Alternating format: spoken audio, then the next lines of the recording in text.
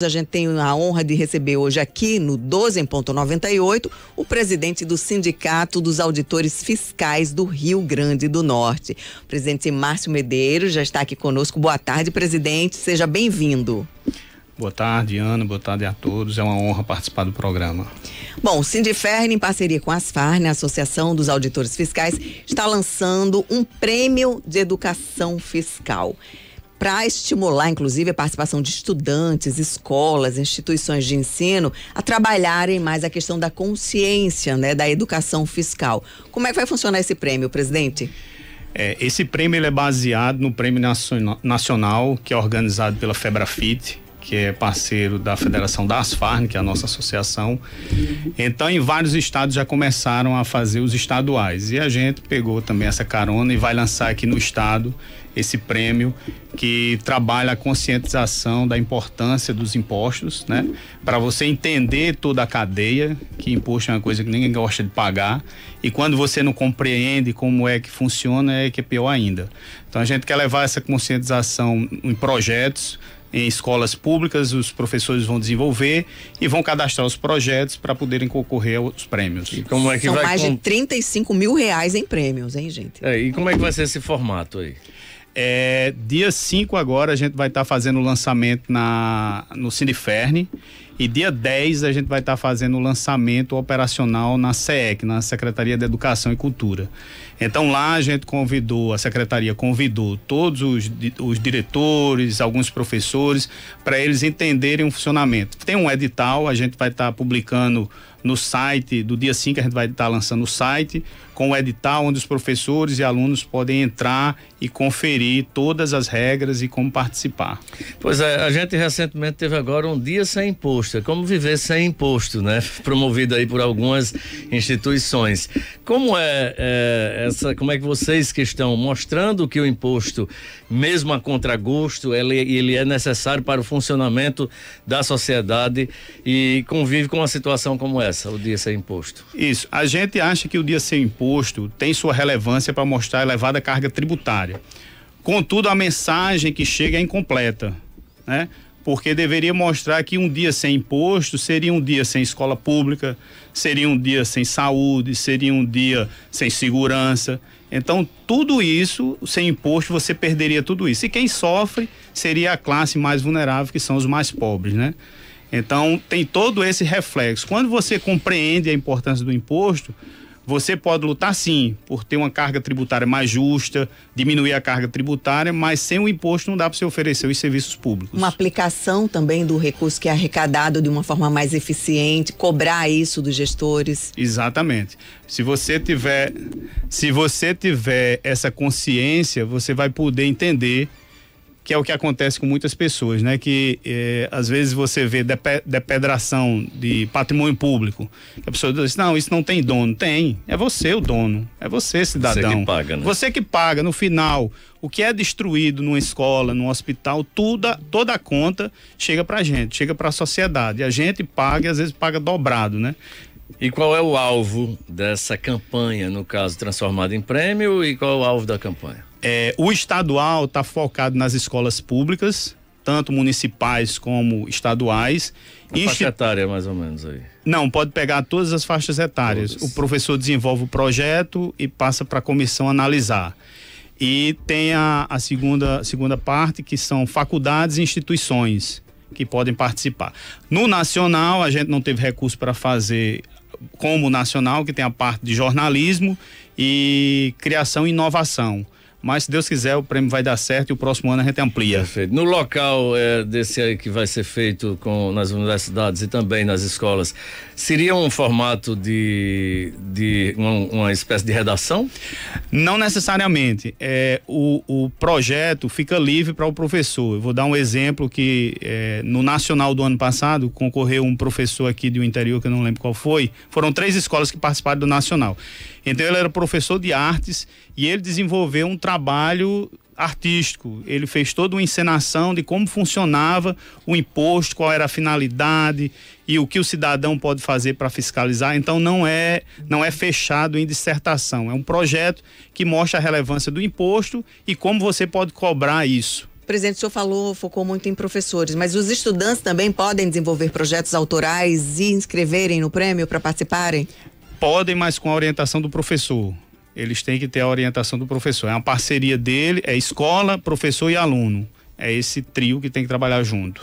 Bom, a gente falou aqui sobre imposto, não é? Essa conscientização. O Estado do Rio Grande do Norte teve, agora no ano 2025, a volta da alíquota de 20% do ICMS. Tinha sido reduzido pela Assembleia Legislativa, houve um impacto negativo significante na expectativa de arrecadação do Estado, que comprometeu ainda mais o equilíbrio fiscal de um Estado que já é um Estado pobre, que já é um Estado que passa por dificuldades. Com esse aumento do ICMS, esse retorno do ICMS à alíquota anterior, como é que está a arrecadação? A arrecadação, hoje pela manhã eu passei uma mensagem para a secretária e ela disse que teve o crescimento esperado, que ficou na faixa dos 2%, que é entre 70 e 100 milhões no mês de maio. Agora, isso talvez não reflita nos números, porque está tendo um ajuste, porque desde dezembro, todo mundo sabe, o Estado quase não consegue pagar a folha, teve muita dificuldade, então fez uma antecipação de receita. Então, a arrecadação ajustada no mês de maio deu esse crescimento entre, acho que foi 80 a 100 milhões. O medo, o receio, inclusive, de uma parte da classe produtiva era que, aumentando a alíquota, houvesse queda no próprio imposto, nas vendas, no caso aí. Isso aconteceu? Que eu saiba, não. Só se o pessoal do comércio tiver outros dados, mas como teve um crescimento na arrecadação, eu acho muito difícil. Se teve alguma queda, foi em algum setor pontual. Mas o crescimento na arrecadação, ele pode ter vindo do aumento da alíquota, não em termos de valores. Eu estou falando em termos de percentuais. Se a subida aqui não provocou uma queda aqui, mas ele se manteve elevado pelos valores que representaram aí no caso de 100 milhões a mais. Isso. Eu não tenho esses números do crescimento do comércio. Eu só tenho o do crescimento da arrecadação. Presidente, agora a gente fala em crescimento de arrecadação, de retorno da alíquota. O comércio, né, a classe produtiva chegou a se posicionar contra o retorno da alíquota, dizendo que o Estado ia perder competitividade, enfim. Mas o Estado também garante muitas isenções, muitos benefícios para a classe produtiva. Como é que o fisco analisa essa questão, esse equilíbrio entre a necessidade de arrecadar e também a questão da concessão de isenções e benefícios? Olha, é uma coisa muito importante o Estado ter sempre essa troca, né? Que gera emprego e renda no nosso Estado. Então, assim, é extremamente salutar que tem esses benefícios. E com a volta da alíquota, teve um ajuste no decreto de atacadistas, que eles estavam pagando um pouco mais, né? Diante daquela queda da arrecadação. Então, quando ocorreu o retorno da alíquota, então voltou aos padrões anteriores. Então, os nossos atacadistas ficaram mais competitivos em relação aos atacadistas dos estados vizinhos. Presidente, o senhor tem números dessas isenções? O ministro Haddad falou em 800 bilhões no país. No Rio Grande do Norte, qual é o valor que é isento em relação a as empresas aqui? Não, daqui eu não sei lhe dizer, é com Cadu realmente, que ele é quem tem esse número, eu não saberia dizer. Saulo.